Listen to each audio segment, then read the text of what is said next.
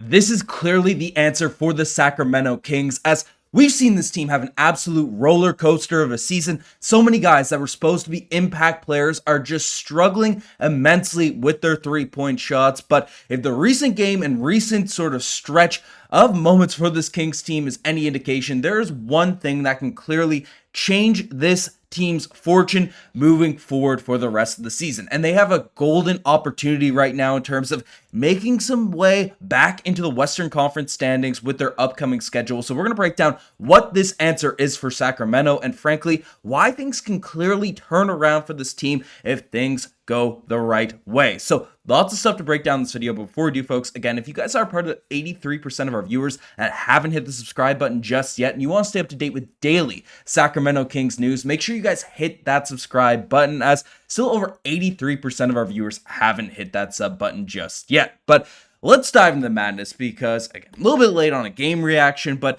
more so the more juicy part of the Kings' crucial win against the San Antonio Spurs a couple days ago now was really the implications. What we saw, as Kings fans, to see what can really change this team's fortunes going forward for the future, because that's what people are kind of, looking at for this team. No one wants Sacramento, and positive news has come out that this team isn't looking to completely tear things down, trade away the De'Aaron Foxes of the world and these types of guys. So getting back to winning ways and just figuring out things that can actually impact, the win-loss column for Sacramento is going to be crucial, for this team, especially for this upcoming stretch of games, because we can take a look at it here, right? Sacramento right now is playing Utah, the New Orleans Pelicans, the LA Lakers, who have been struggling as of late, the Pacers have been struggling as of late, the Pistons, the Lakers once again, and then, the down bad Philadelphia 76ers, just a bunch of teams, a bunch of games that are coming up, which are very winnable for Sacktown. And frankly, these games are the ones that the Kings have kind of been losing over the past few seasons, right? These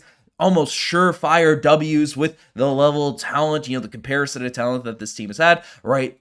They end up just dropping too many of these games to have a really, really solid record out there in the Western Conference. They'll get some good wins against some good teams, but that will all be nullified because they'll play a depleted New Orleans Pelicans squad and just take an L. So things coming together in the right way is going to be crucial for Sacramento, in these upcoming stretches to take advantage of the opportunity that they have sort of ahead of them. But, they faced off against the Spurs the other day, who have really just had some tough games over the course of the season, and got a big win, 140 to essentially, if we, take a look at the number, if I wasn't popping to the screen, 140-113 victory over the San Antonio Spurs. But really in this game, there's one crucial difference in regards to, why Sacramento was able to pull out a W to get a big win. And, part of it, might be, Keegan Murray is playing, because you see the plus 32 out there in terms of plus minus for this game. And I've been on the Keegan Murray bandwagon, and we'll talk about him a ton, in this video. But really, it's a more macro thing. It's not a specific rotation change. It's not a specific thing here. Obviously, it can be bolstered with some of those types of changes. But the biggest difference in this Kings game against, San Antonio Spurs, who've been red hot as of late, three-point shooting. And from guys that should be knocking down threes. It should not be a crazy expectation. It should not be me being unrealistic to come out here and say, hey, a guy like Kevin Huerter, a dude that, has come into the league as one of the best three-point shooters, knocking down shots, who for this Kings team in seasons past has really just been a knockdown sniper for the squad, playoff runs and stuff. But his inconsistencies have just made Kings fans so jaded with his game, with his, ability to play. People, he should be benched, he should be this. And I said, Kevin Huerter, every single game should get an opportunity to run, should be given 6-7 minutes out there the first half, second, just to see if he's knocking down his shots. Because, in that game against the San Antonio Spurs, right, his impact was felt. Went 6-7 from the field, 4-4 from the three-point line, had 16 points off the bench, for Sacramento. And that is so desperately needed on this squad because there's so many elite scorers, and you see, the full lineup, Sabonis, 22 points. DeRozan, 23. Malik Monk, 22. De'Aaron Fox, 22. There's so many guys that are so effective out there in these different skill sets and stuff, but they aren't naturally the most elite three-point shooters. Now, with the exception of Malik Monk, he can knock him down in a hurry. And obviously, De'Aaron Fox is hot or cold, but he's always going to be effective out there on the basketball court. But having a guy that can space the floor like Huerter off the bench, knocking down shots, he's a plus 23 for the game, right? His impact is clearly felt when he's knocking down threes. And to an even greater extent, Keegan Murray, right? He's been so good playing out of position this season, getting rebounds, playing defense, all the little things he's improved on, but his three-point shooting has just fallen off a complete cliff, and its impact is felt every single night for Sacramento. I mean, it's so bad looking at the stats, right, on open threes this season. So these are all shots you can see at the top right where there isn't a defender within 4 to 6 feet of Keegan Murray. And you see his three-point field goals. I pulled this from Reddit, but you see his three-point percentage on completely open threes this season. So shots that you and I are taking out there at the YMCA, those open looks, he is shooting 17%.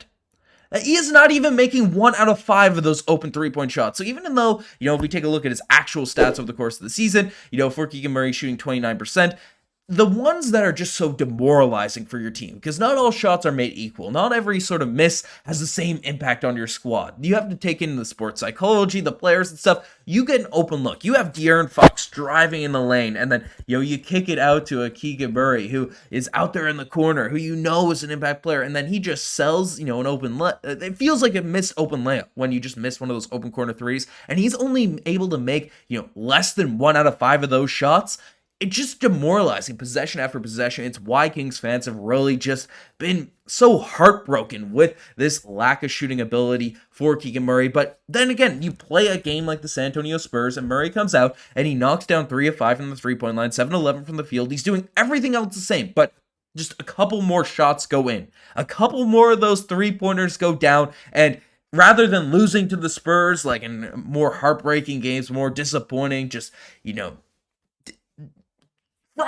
frustrated games over the course of a season, you come out and you score 140 points, against this Spurs team that is out here, yes, without Wembanyama. So, it is one thing to factor in, but still, it wasn't the Victor Wembanyama show. That was the issue. It was the three-point shooting that is the problem for Sacramento. It's something that if it can get fixed, if it can get adjusted, things are going to work themselves out in a great way for Sacramento, and we just see it. It looks like a completely different squad out there when the role players, when Huerter, when Keon Ellis didn't even have that big of a game, but when Keegan Murray, they're all able to just knock down shots, when they're able to be a threat out there, because the defense can't load the paint, they can't just foul bait DeMar DeRozan, they can't do all these different things, which frankly just ruins this squad's ability to come out and have an effective offense when they have so many talented players out there in the mix. So that is one thing I am feeling good about. I'm feeling positive about for this squad. So,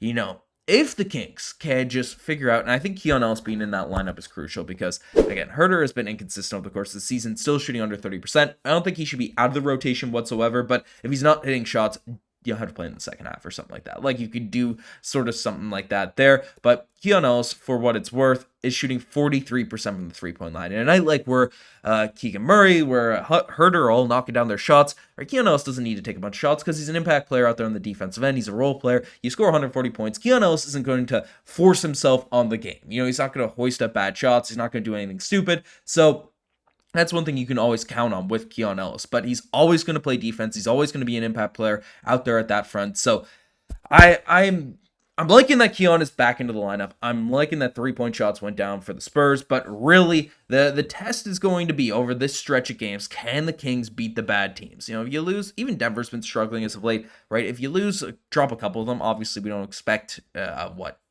12-game winning streak or how many games are up on this plate for the rest of December and early January. I'd love to see that. I'm hopeful that happens, but really the direction, the approach of what's going on is going to be, can the Kings just knock down shots, not at 100% clip, not at 50% clip, but just stay above the 40s from their ideal three-point shooters there, right? Can they do that? And then things are going to work. Things are going to happen. This is what needs to happen for the Kings to get back in the Western Conference playoff picture. But let me know what you guys think in the comment section down below. You guys best to take us far. Subscribe to the channel if you guys haven't already. Anyways, I'm signing now.